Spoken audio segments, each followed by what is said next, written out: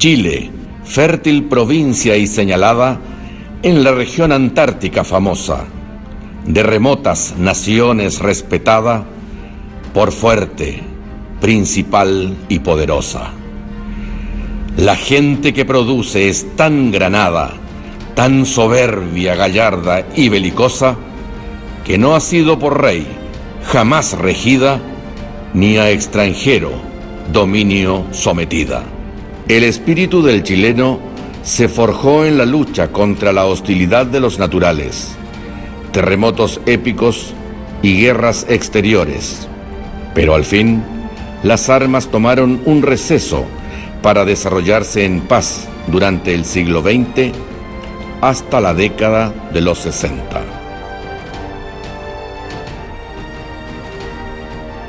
En el gobierno de Frei Montalva se instauró la reforma agraria mediante la Consejería Nacional de la Promoción Popular, cuyos agentes eran preponderantemente marxistas y se dedicaron a recorrer los campos y las industrias promoviendo el odio de clases. En agosto de 1967, en Cuba, Allende organiza la primera conferencia de la Organización Latinoamericana de Solidaridad, OLAS, donde expresa que, comillas, siendo la lucha armada la vía fundamental, es igualmente necesario emplear otras formas de lucha siempre que se encuentren en desarrollo o tengan por objetivo ayudar a desarrollar la que se estima principal.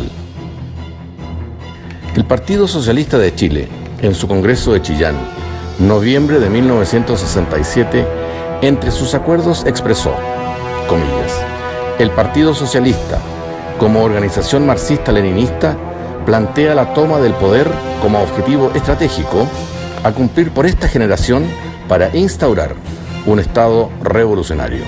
Cierre de comillas. El cáncer marxista, ideológico y disolvente, apareció principalmente en la ex Unión Soviética para luego contaminar prácticamente a todo el mundo occidental cristiano. Chile no fue la excepción y Salvador Allende, con el gobierno más nefasto del siglo XX, entre los años 1970 y 1973, constitucional en su origen, ilegítimo en su ejercicio, destruyó la economía con una cesantía nunca vista y una inflación que alcanzó 3 dígitos. Sembró el odio y la lucha de clases con un saldo de cientos de asesinatos de civiles y militares. Instauró la violencia en el campo y las ciudades. Violó sistemáticamente el Estado de Derecho y la institucionalidad del país. Tomó el control de la población por entidades distribuidoras de los escasos alimentos existentes y el mercado negro. Introdujo una horda de terroristas cubanos. Infiltró las Fuerzas Armadas, distribuyó armamento a civiles radicalizados, entre otros muchísimos crímenes de lesa patria. Chile iba en camino hacia el desastre y el clamor popular se hizo sentir.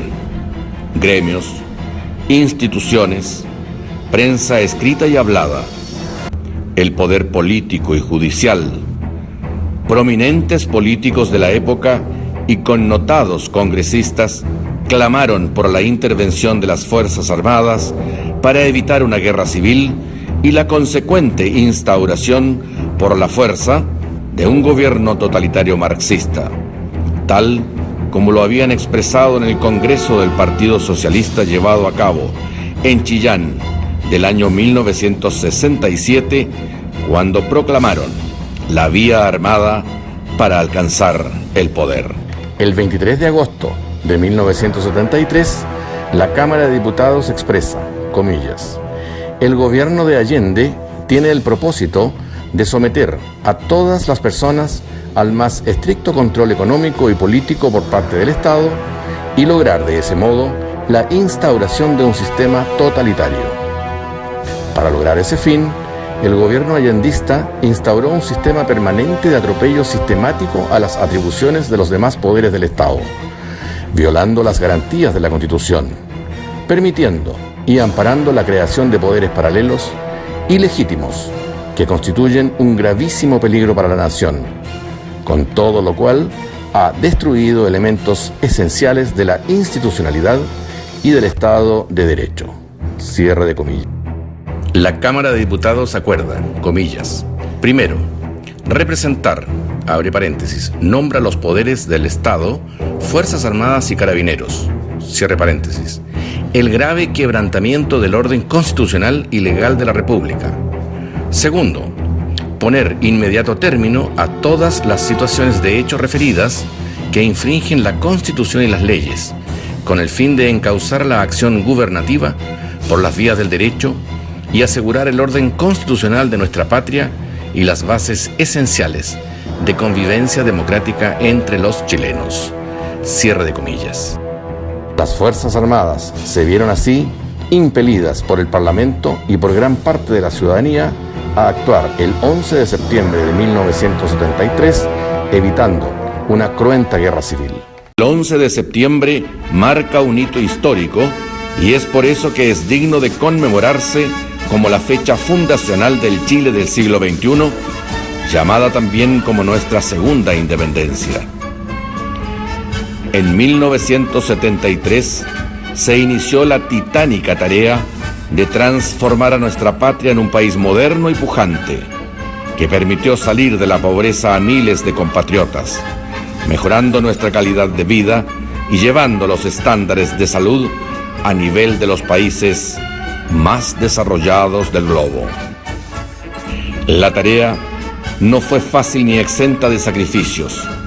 Las Fuerzas Armadas y de Orden debieron cumplir la tarea de pacificar a la nación, desbaratando grupos extremistas, retirando el armamento ilegal, reconstruyendo el aparato productivo destruido por la ineficacia socialista, abriéndose al comercio internacional, cambiando una actitud estatista por una basada en el esfuerzo individual.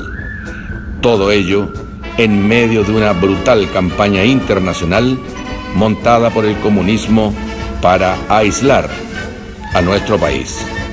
La oportuna intervención de las Fuerzas Armadas y de Orden impidió la materialización de una matanza planificada de miembros de las Fuerzas Armadas y posterior esclavitud totalitaria de chilenos que habría sido la consecuencia de una guerra civil incitada desde el mismo gobierno allendista.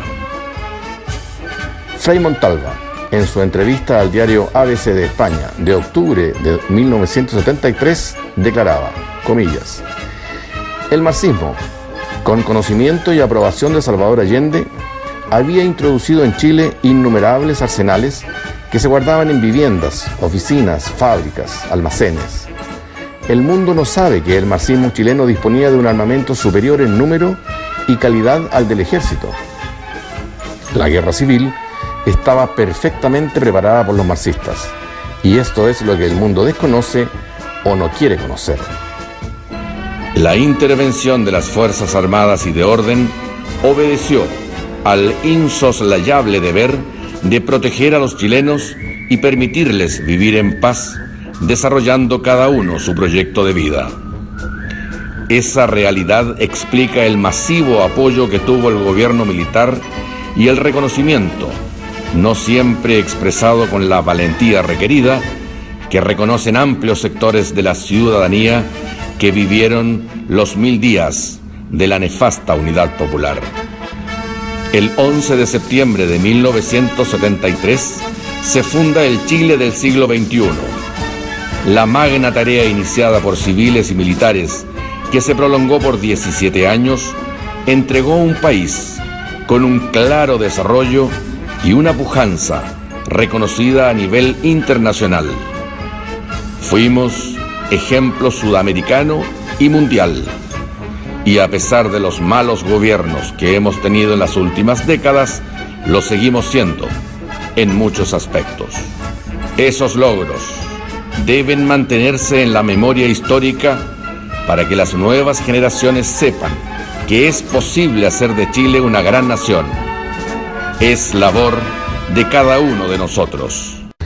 Hoy, la siembra del odio de clases ya no es solo trabajadores contra capitalistas, sino que se ha ido refinando y concretando en visiones ultrafeministas, ecologismo profundo, corrupción política, indigenismo terrorista, violencia urbana, anarquismo, descontrol de la delincuencia, irrespeto a la autoridad, leyes antinaturales e ilegítimas, desgobierno propiciado por las mayorías, intolerancia y violencia a opiniones contrarias, pretensión de imponer una visión partidista respecto de la historia, intento de privar de atribuciones al Tribunal Constitucional, acusaciones constitucionales contra la Corte Suprema por no fallar al gusto de particulares ideologías, etc.